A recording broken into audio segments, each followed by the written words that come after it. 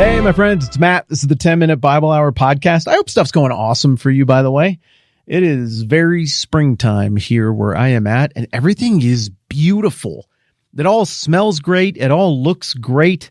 We've had this rainy week, and all the flowers are bright and beautiful, and the animals are out, and the optimism that comes with springtime and into summer is here.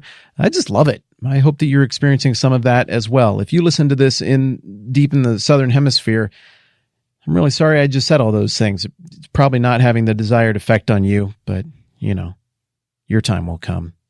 Hey, we've been looking at Galatians 5, and it seems like, from time to time, the places where the chapters divide in the Bible really square with the flow of thought, and at other times they don't. The chapters aren't inspired. The verse numbers aren't inspired. They were put there to try to make sense of it all and make it referenceable.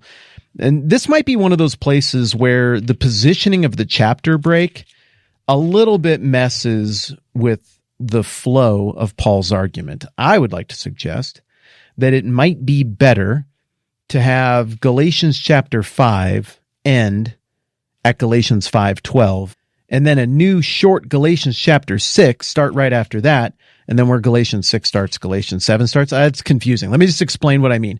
Here's the flow of thought as I see it coming down the home stretch here in Galatians.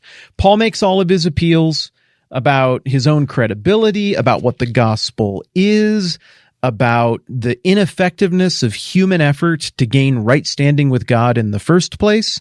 And now he's pivoting into his argument about the ineffectiveness of human effort to walk rightly with God over the course of the Christian life, to honor God with our lives. And he's saying that instead, what needs to happen is life by the Spirit. But here at the beginning of Galatians chapter 5, it's like Paul is really wrapping up all of the stuff about freedom in Christ. He's wrapping up all of the stuff about the dangers of going back under the harsh tutor, the master that is the law. And he's saying, obviously, guys, I've made my point over 5 chapters. Reject the people who are trying to rope you back into the law. Reject their blood ritual of circumcision. It doesn't make sense anymore. It puts you under something that is too heavy a burden to bear. Don't fall for it. And I feel like Paul really spikes the football and signals to us, the reader, that he's done with this line of arguing. You were running a good race. Who cut in on you and kept you from obeying the truth? That kind of persuasion doesn't come from the one who calls you. And now Paul has spoken to the agitators. He's spoken to the false teaching. He's clarified all of that, and he spikes the football. He ends the thought. He concludes that body of thought, that is, by saying in Galatians 5:12, as for those agitators, I wish they would go the whole way and emasculate themselves. I really think that's kind of it. And at that point, he's done. He's moving on now.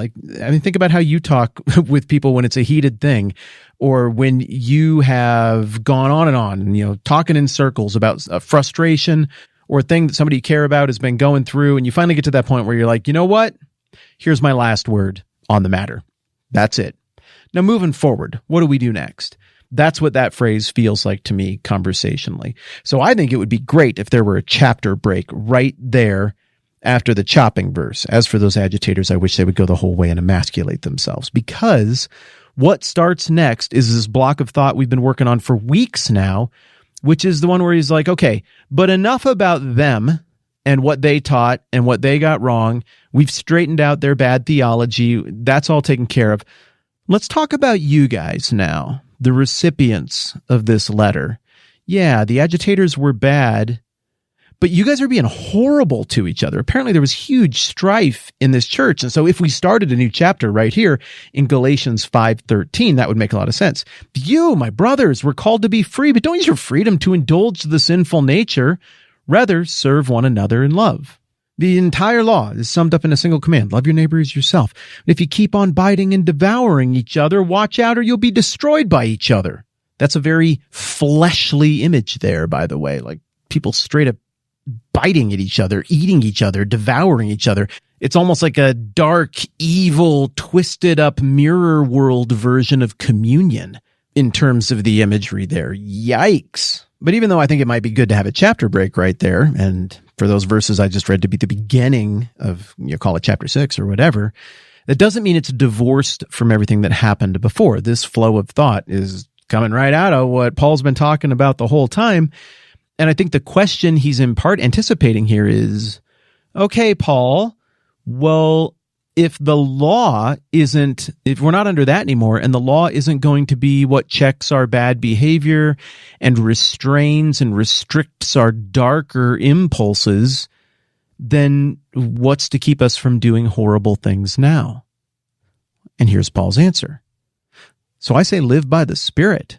And life by the Spirit, as we've discussed at great length, is the far better and superior and only possible way to do stuff that is really truly pleasing to God, to find the capacity to really truly love your neighbor as yourself as commanded by God.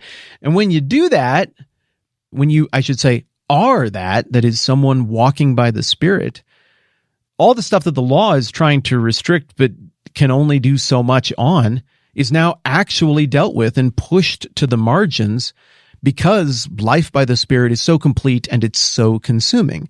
So then as the argument goes along, looks like Paul is saying, if you can't tell the difference between spirit stuff and flesh stuff, let me help you out a little bit, because they both produce certain outcomes all the time. Flesh stuff produces flesh outcomes that are unattractive and frankly very obvious.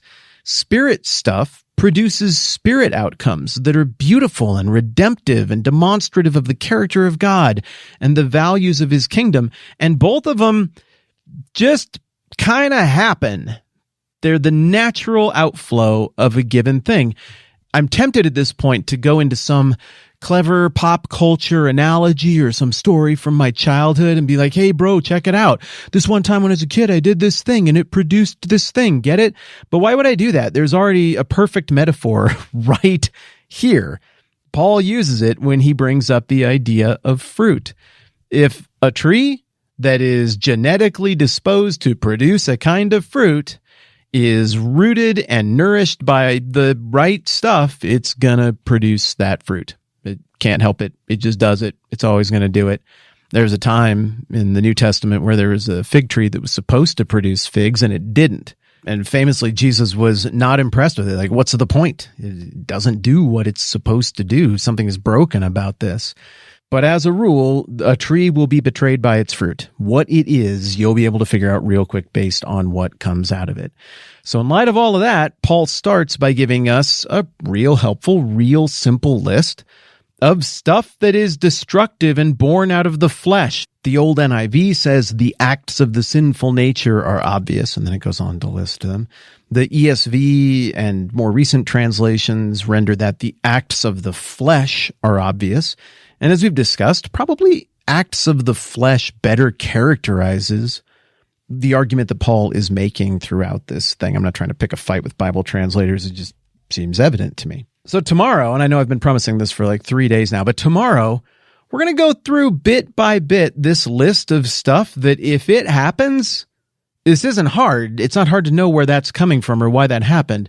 These are all obvious markers, obvious products, obvious outgrowths, obvious fruit of the flesh, of world stuff, of life not by the Spirit.